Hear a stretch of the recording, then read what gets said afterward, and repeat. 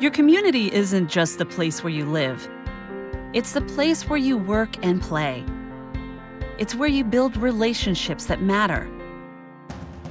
And it's where you work to stay healthy so you can continue enjoying all the things this place has to offer. When you're looking to get healthy, you start in your community. And I don't mean just your neighborhood clinic or your kid's pediatrician. I mean all the things that give you a sense of well-being. Whether that's a weekly pickup game or your morning coffee, or walking your daughter to school. Those are the things that help keep you healthy. And they're all right here, where you live. A big part of how long you live comes from things like your family, housing, and access to healthy food. So there's no way to solve the country's healthcare problems if we don't start in the community, with the people who live here. That's why we're kicking off Healthy Communities News. We want to find out what health issues local communities are facing. And we'll introduce you to the people on the ground who are working to solve them and make their communities healthier. We want to turn a spotlight on local leaders and nonprofits who've got good ideas and see how those ideas are getting the support to spread so that what works in Tampa can be tried in Trenton. I'm Hilary Russo, and I'll be your host as we travel across the country. Let's start by looking at two places that just got a big cash boost for their efforts. These two were the winners of the Healthiest Cities and Counties Challenge. The challenge was the brainchild of the Aetna Foundation, the American Public Health Association, and the National Association of Counties. They wanted to find great ideas and good people out there working to make their communities better, and to give money to the best programs so they can scale up. The challenge let small and mid-sized cities and counties show off what they're doing to make local people healthier. Hundreds of cities and counties from across the country applied, and 50 were chosen to participate in the multi-year challenge. There's more than pride on the line. There's real cash behind it. So far, the challenge has awarded more than $1.5 million across the country. The winners were just named. The mid-size winner was Mecklenburg County, North Carolina, and the small-size winner was Bridgeport, Connecticut. Two places with very different problems, but the same desire to make things better in their local community. Check it out. With just over 1 million residents, Mecklenburg is the biggest county in North Carolina. It's home to the state's largest city, Charlotte. That's where we found a group of folks who are determined to make their corner of the state healthier with a program called Village Heartbeat. We have so many things we disagree upon, but you can agree upon this. You can agree upon a healthier life. Oh, good on me. Old. That's what we see in Village Heartbeat. People going through this together, and they're supporting each other. Your BMI, which is your body mass index. Show you're serious about making a difference here. We're a philanthropic city. People will find a way to help you help the city. Did work for NC Weekend. Tanya Jameson is a local journalist. Charlotte is the county seat of Mecklenburg County, and so although we have all the prosperity, you see all the new towers and you see all the new apartments, we still have this disparity, and we have basically this poverty ring where people who are a little bit more lower income live because they can't afford to necessarily live in the city. So that's why transportation is so important, affordable housing is so important, and the healthcare is equally important as well. We have high rates of chronic disease, especially diabetes and hypertension. Gibby Harris is the director of the Mecklenburg County Public Health Department.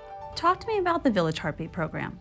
The unique thing about this is it's a solid partnership between county government and the faith-based organizations in this community. So we have a competition that happens once a year.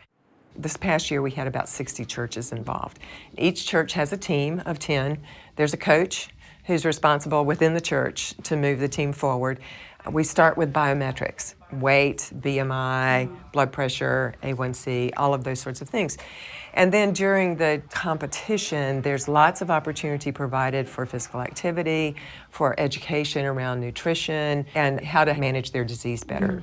At the end of the 10 weeks, the biometrics are done again, and then following that, we do have a gala where the winners are announced. And that's a real big pillar of our ministry, is community and its family. And you actually have... Hamani Fisher is pastor at the Life Center International Congregation. because it's the village taking care of each other. The village making sure that there's accountability in life, in education, in behavior, in wellness. We're mind, we're body, we're soul and spirit. And so how do we take care of the body? We feed it healthy food, we exercise it, we take care of it. Most of the churches now have gardens. We have a couple of churches that have fruit orchards. Several of the churches have put in walking trails. One thing I learned about working in an impoverished neighborhood is you're not the savior, speak with them. Allow them to come to the table. They'll tell you what they need. And the buy-in is so much greater. And you made it through the cold, so it's just winter, you're supposed to make it. We know this community, and we know the language that we need to talk to help get people off their couches and into the parks and into the aquatic center and to become more active. We have a better chance of getting a mix of people. Relationships are critical. You have to build that trust. You have to be in a community. You have to show that you're going to stay there, that you're going to continue to work in there. It's not a quick fix. Remember, when we push down, we're trying to go at least 2 inches deep. The partnerships have been invaluable, really, with Novant Health and the YMCA to go and work out there, and then the cooking classes. People are seeing improvement in their lives. Faith-based organizations are seeing improvements in the way they work with their congregations, and that's the success. With $500,000 in prize money from the Healthiest Cities and Counties Challenge, the county can broaden its program's reach. Plans are there for expansion, for bringing technology, making sure we're capturing data at the most efficient rate, more classes, expanding the programs to different areas. The community is excited about it. I mean, anytime we get a national recognition, that's exciting in the first place. But a national recognition not around sports this time, but something that's around actually healthy living. It's been fantastic. Easy, keep moving. We would love to see other faith-based organizations in other communities and other states come together like we've been able to do here. That's the other thing that we see with this. People enjoy what they're doing. It's fun. And it's a way of life. Exactly. The Village Heartbeat program is exactly the kind of story we want to tell. Local people working together to tackle a local problem. I can see why they won the grand prize. It's time to head north to our second winning city, Bridgeport, Connecticut. Bridgeport is the most populated city in Connecticut.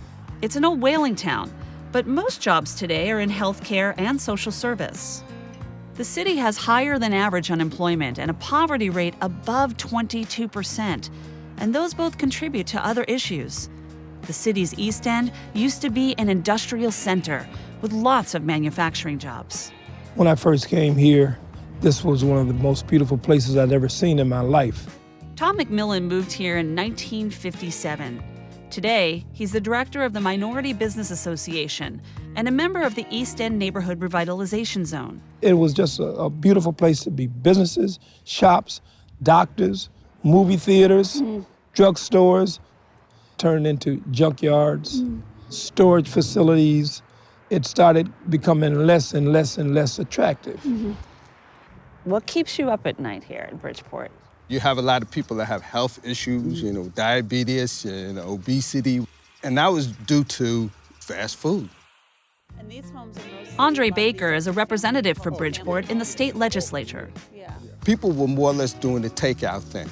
And then you had a generation now didn't really understand the importance of nutrition.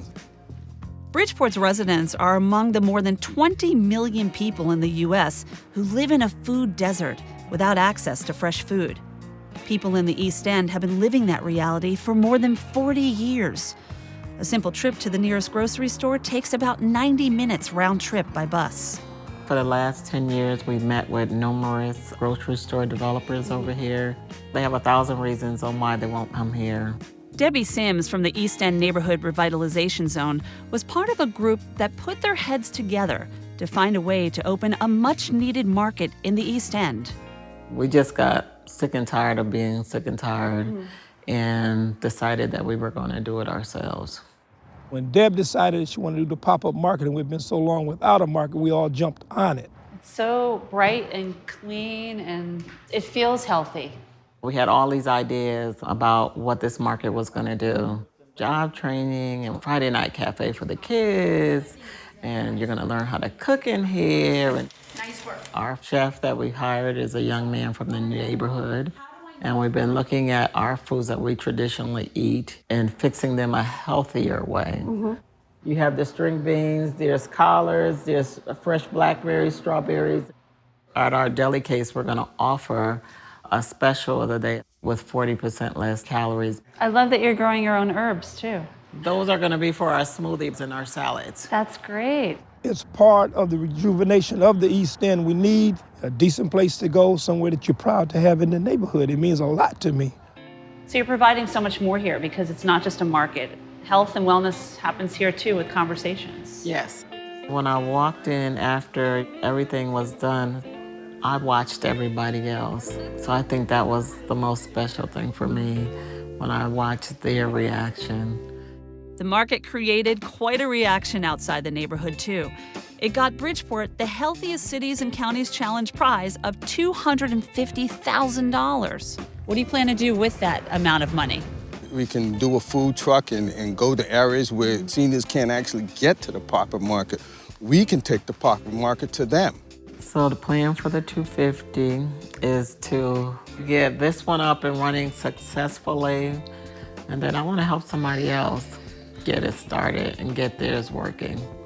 That's what my hope is. This is the beginning. I always tell people, I said, see what we can do when we come together? Bridgeport knows that good health is not just about medical services.